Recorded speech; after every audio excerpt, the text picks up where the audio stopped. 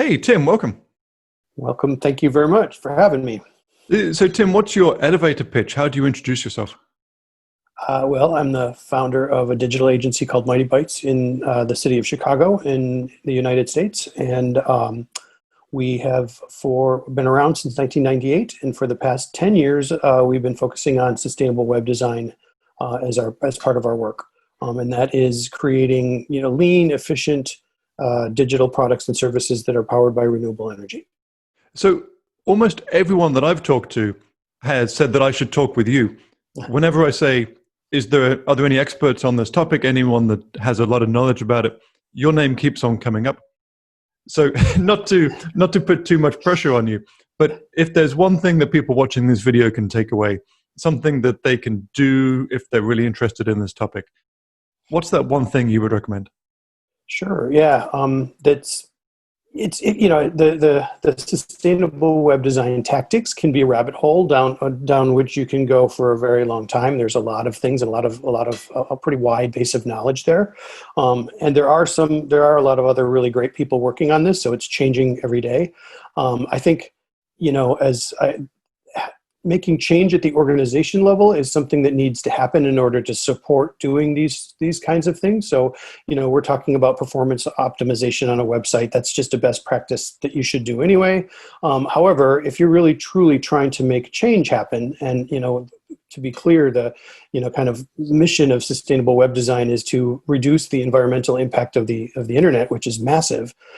Then you want to have something at the organizational level that will support these decisions, kind of a decision-making framework, especially in 2020 when we're at a place where things are constantly being disrupted and changing. The global pandemic and all kinds of stuff that's happening right now. Having an organization that's more resilient and adaptive and has a really clear mission forward is incredibly important. So for us, that the tool that helps us do that is called the B Impact Assessment. It's bimpactassessment.net. And that's an assessment tool that helps you go through your business and really measure its impact and figure out where are the opportunities that there are to make change happen and make your organization better. So B Impact Assessment is basically like a large quiz, one that you take yourself, one that you self-grade to, it prompts you to think about your business, to ask important questions about your business. Yeah, really. And it's about, considering your stakeholders, so B Lab, the organization that created the B Impact Assessment, defined stakeholders as workers, community, environment, customers, the stakeholders within your organization or that your organization touches, that your business decisions impact. And so, in order, like I said, to really be successful in acting sustainable web design techniques, you want to have an organization that supports that kind of thinking. Okay, so the B Impact Assessment is part of the B Corp program? It is, yeah. And my company became a certified B Corp in 2011. We used the B Impact Assessment, and it helped us kind of see a bigger picture of what kind of business our company could become. And so it really was great for creating a blueprint or a roadmap for building a better business. And it forced us to kind of take a magnifying glass and look in at parts of the business and say, well, where are areas that we can improve? And, as a digital agency, we build the internet for a living. And so that was, building websites was one of the key things. We're like, well, how can we improve that process to make it more impactful? And use it to solve social and environmental problems. And so that was 2011, and right around that time, a lot of research was coming out about the environmental impact of the internet, especially as it pertained to emerging technologies and the number of bloated websites that there are out there and such. So we kind of looked at that and went, aha, well, that's something we can do something about. I mean, that's since we do that for a living, we can go in and say, all right, there are ways that we can improve that by building more lean and efficient digital products and services, and trying to power them by renewable energy, which in 2012 or so was a different animal than it is now. There's a lot more renewable energy in 2020 than there was then. So powering your website with that was not quite as easy, and we went on a long journey trying to figure these things out. And so part of that was we shared that journey in my book Designing for Sustainability, and talking about what are the potential practices and challenges that you might come up against when trying to create more sustainable digital products. I should mention that you have written just about the only book on this topic available, Designing for Sustainability, talking about how to build greener websites. Yep. Yeah. And that came out in September of 2016. Which is 5 years ago almost now. You've been on this journey a lot longer than other people. What prompted you initially? Was it the B Corp assessment, or had you been thinking about these issues a long time before you started writing and reframing your business around these issues? Right. We've always kind of been, since the beginning, Mightybytes has been focused on doing kind of mission-driven work, working with nonprofits and working with companies that were interested in creating a better future. In the 2000s, we went through like a green office certification program with our local chamber of commerce. And I often refer to that as kind of being the gateway drug to B Corp certification, because it was a good certification that helped us understand things like low flow toilets and LED light bulbs in our office and all of that kind of stuff. But it really didn't look at the business holistically from a bigger picture. And so it was the bigger picture that helped us think through, the process of going through the B impact assessment helped us see that bigger picture that helped us kind of define what it is that we can do on a regular day-to-day basis. So how deeply do these issues and your thinking about them impact what you do with the agency? For example, do you only take on customers who are in the nonprofit in the green space, or do you take on any kind of customer and just try and apply some green practices to your work for them? We do both. And so I think first and foremost, our marketing focuses on finding mission-aligned clients. And so at this point, 90+% of our clients would fall kind of under the umbrella of a B Corp mission. They're, environmental nonprofits, they're social impact nonprofits, they're other B Corps and social enterprises companies that are looking to make a difference. And so, a lot of the work that we do falls kind of in that lane. However, I think it's also important, there are millions of companies in the world, and many of them are starting to think this way and starting to think about how can I do that with my organization or my business? And so if that organization is willing to, work toward making change happen and, kind of fixing social and environmental problems, then we're all on board with trying to help them do that and stuff. So I wouldn't turn away, now that being said, we're pretty picky about who we work with. We don't work with oil and gas companies. We don't work with tobacco. We don't typically work with, there are a number of different things that wouldn't necessarily be on board with who we are and what we stand for. But that being said, like I said, if a company was really interested in seriously making a commitment, we absolutely would, consider working with them. Yeah, that's a problem that I've heard from quite a few different WordPress developers, particularly if they're selling products. If you're running an agency, it's not a problem to screen the customers when they come in. But if you're selling a service, if you're selling a plugin or a theme, anyone can come along, purchase your product, and suddenly you realize that you've sold a product to someone that really doesn't align with your values in any way.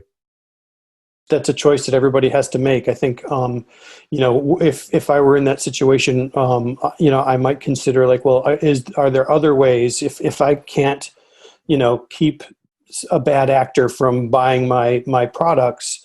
Are there ways that I can use that bad actor's money to make effective change happen? So in addition to being a certified B Corp, we're also a 1% for the Planet member. So we give 1% of our top line sales, not actual profit, but sales, to environmental charities each year. And so it's a nonprofit in the U.S. that was started by the folks from Patagonia, and as a way to kind of help companies streamline their philanthropy processes as well as support environmental charities, which historically have gotten the least amount of philanthropic dollars of any kind of organization.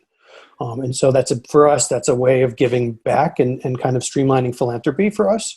And in like the case that you mentioned, it could be a way that WordPress theme developer or plugin creator could give back in situations where they don't necessarily have control over who's buying their product. So that could be a quite an easy way for a lot of companies to get started. You talked initially about taking the B impact assessment and really rethinking and realigning your company as a whole. And that kind of realignment is the way to bigger, more successful changes. But for a company that's just getting started, something like 1% for the planet, some kind of a smaller, perhaps simpler financial contribution is one way they can get the ball rolling, and perhaps to get their team members thinking about this, and it might lead to more ideas down the line. Yeah, absolutely. I think another thing that we've done that would be helpful in any kind of organization in kind of the WordPress sphere is like B Corp hackathons, where we've gone in and say we're going to try to address a specific challenge or problem, or look at a section within the B impact assessment and say, all right, we want to make progress on this. Our score is here and we want to be here. So what are some things that we can do to get from where we are to where we need to be? And that's a great way to kind of onboard a team, to kind of help them understand what it means and how kind of putting purpose and mission at the heart of the DNA of your organization is a way to kind of, it's a more complicated way of running a business. So you want to make sure that everybody understands that there are ways of moving forward. So longer term, it really helps if your business has a clear understanding of its values and the impact it wants to make in the world. In the short term, say you're running an agency and you haven't done that alignment and you're taking whatever customers come in the door to a large extent. What are the steps that an agency can take to make its projects more sustainable, to make itself greener, even if its clients don't really care about this yet? And that's a pretty common story we hear, that these issues haven't really got down to the customer level yet. A lot of the work is done at the agency level. What are some basic steps that an agency owner could make to make their work greener right now? Sure. I think the first and most important thing, which also kind of dovetails with what I was just saying, is understanding your resources and capacity. Becoming a 1% for the planet member might be great, but you might need that 1% of revenue to invest back in your business. Maybe you're not at a place where you can afford that level of philanthropy. You need to understand what your team has the capacity to do, and throwing a bunch of B Corp projects at them might just overwhelm them, and that's going to undermine anything that you want to try to do and accomplish. So understanding resources and capacity, and then I think from a just kind of tactical perspective, find a green web host. They're all over the internet. Some of them are better than others. The Green Web Foundation has a full database of them. Follow performance optimization best practices. Those are also easily just findable all over the internet. I mean, there's some simple things that designers and developers and kind of web product managers can do in order to kind of get the ball rolling on these things. And honestly, follow accessibility standards, for instance. That's another one. These are just things they should be doing anyway. So it should be, for most agencies, a short leap to get from where they are to where they need to be. And then, you can focus the resources that you have on the kind of bigger picture stuff that's going to be a heavier lift and take a longer time to implement. So if someone is new to this, you have a website at sustainablewebdesign.org that has some kind of almost like a one-page website with some simple guidelines to help people get started? Yeah, we do. So we created sustainablewebdesign.org and ecograder.com, ECOGRADER.com in 2013 to kind of help people get their heads around this kind of stuff. So the EcoGrader works by putting in your URL and hitting submit, and it'll give you a quick report on things that you can do to improve some kind of key metrics. So that's a really super simple thing that you can do to say, hey, this gives me a set of things I can do and move forward. SustainableWebDesign.org just kind of covers, in its current state, covers the basic tenets of sustainable web design, the kind of framework that we've used, that I used to write my book. We've been working with Whole Grain Digital out of the UK, which is another B Corp and another 1% for the Planet member, who's also focused on digital sustainability, to update sustainablewebdesign.org to have a much more comprehensive set of resources that includes, project ethos and business ethics alongside performance optimization and usability and that kind of stuff. And so it's really should be a useful tool for agencies to go in and say, all right, I'm going to align the work that I'm doing. You can also go to sign the Sustainable Web Manifesto. That's another thing that kind of really briefly outlines these concepts, and it's a manifesto to say, hey, I'm committed to this, and I think they've gotten 1,000 people to sign it so far. And they could, in order to, if we really truly want to solve the climate crisis and use the internet to do that, we need tens of thousands of people signing that. We need millions of people signing something like that and committing to making the change. So, Tim, the through line I keep on hearing in your replies is that being an environmentally friendly business is important, but it's more important to think about being a good corporate citizen, that the B Corp program in particular is a good way to really prompt these questions and to think about it. When I hear the name, it makes me think of corporate structures, like become a C corporation, become an LLC, but a B Corp isn't actually, doesn't have to be a so there's transformation of your business. Two different flavors of it. There's the certified B Corp, which uses the assessment that I've been talking about. And that's, like you said, a big, long quiz, a survey of hundreds of questions meant to kind of get to the heart of putting purpose and mission measurement at the heart of your organization. But then there's also the benefit corporation legislation in the United States. So here in the US, I think 35 or 36 states out of 50 have passed benefit corporation legislation. My company, Mightybytes, was one of the first benefit corporations in the state of Illinois. So we are a certified B Corp, and we are also a public benefit corporation. What the public benefit corporation does for us is it just shows that we have put a social and environmental mission within the legal governance of our company. So we are legally committed to keeping stakeholders, in our business decisions, throughout. And what that means for us, really, the only difference in our operating for what we're already doing is that every year we put out a benefit report. So like in most companies in their corporate structure put out a financial annual report every year. We put out a benefit report, and it has to be on our website by May 1st every year. And it just shows exactly what impact that we created. So B Corps pursue profit like any other corporation or any other company. It's what we do with that profit that makes us different. So you've been on this journey for 10 years. Are there any initiatives you're working on at the moment that you really want to share? The SustainableWebDesign.org update that we're working on with Whole Grain Digital is definitely one we would like to share.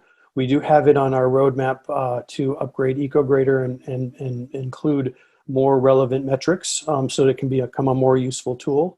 I think those are the kind of two main things in this realm that we're working on that would be useful in terms of this kind of sustainable web design stuff. Our goal is to get as many people understanding this as possible, including clients as well as designers, developers, business owners.